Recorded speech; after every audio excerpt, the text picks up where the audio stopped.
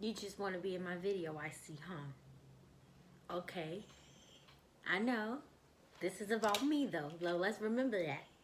Okay? I'm going to read to the people. My name is Shanice Williams, and this is The Wonderful Wizard of Oz by L. Frank Baum. I'm reading chapter 21 today.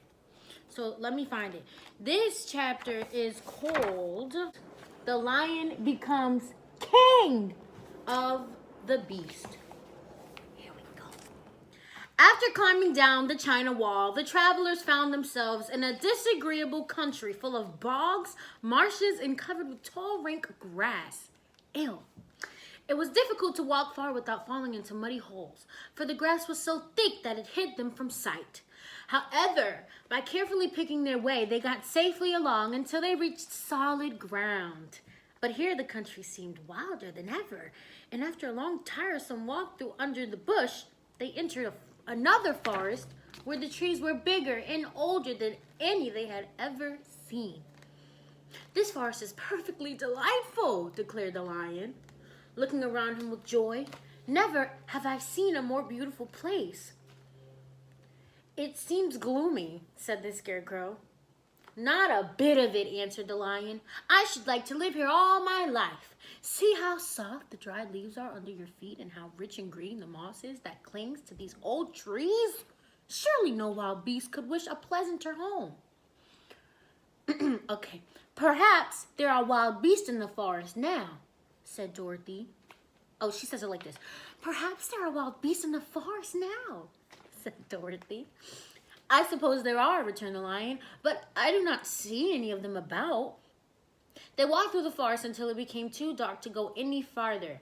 Dorothy and Toto and the lion lay down to sleep, while the woodman and the scarecrow kept watch over them as usual. When morning came, they started again.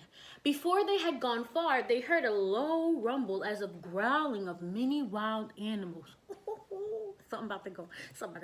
Toto whimpered a little, but none of the others were frightened, and they kept along the well-trodden path until they came to an opening in the wood in which they were gathered hundreds of beasts of every variety. There were tigers and elephants and bears and wolves and foxes and all the others in the natural history. And for a moment, Dorothy was afraid. Yet I would be scared too. But the lion explained that the animals were holding a meeting, and he judged by their snarling and growling that they were in great trouble.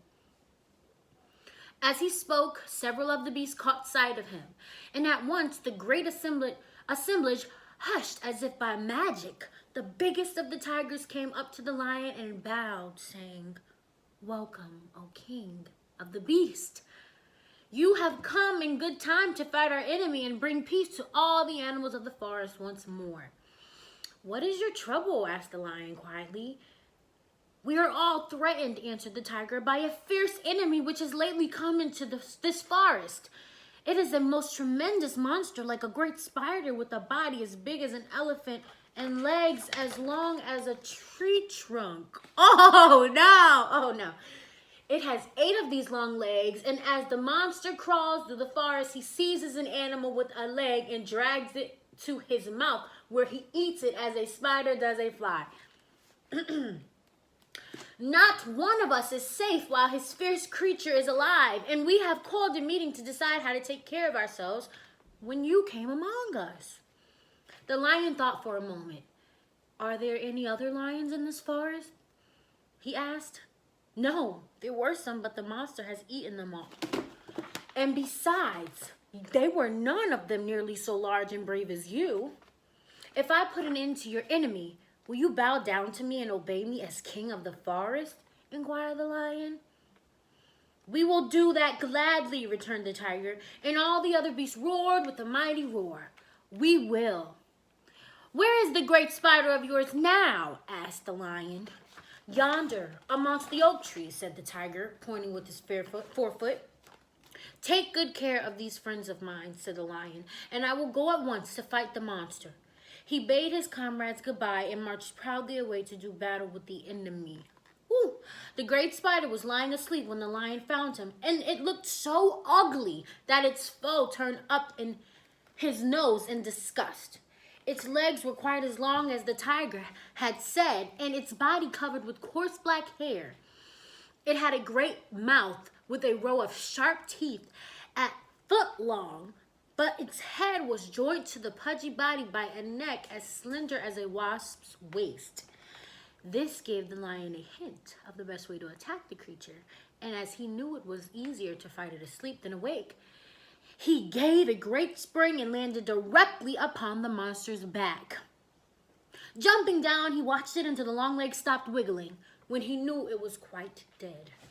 The lion went back to the opening where the beasts of the forest were waiting for him and said proudly, "You need fear your enemy no longer." He said, "You need fear your enemy no longer."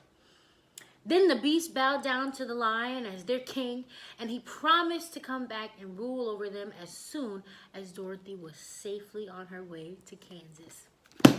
And that is the end of chapter 21. So, some of you might know, but some of you might actually not know that this is one of the chapters that would later inspire the song "Be a Lion" from The Wiz. Yes! So as a treat for you guys, because we're all mostly stuck at home with nothing to do, I'm going to sing it for you guys. Yes, I am. Please stop. Oh my gosh, thank you. Thank you so much. Here we go. And in a mighty roar will start the skies to crying. But not even lightning will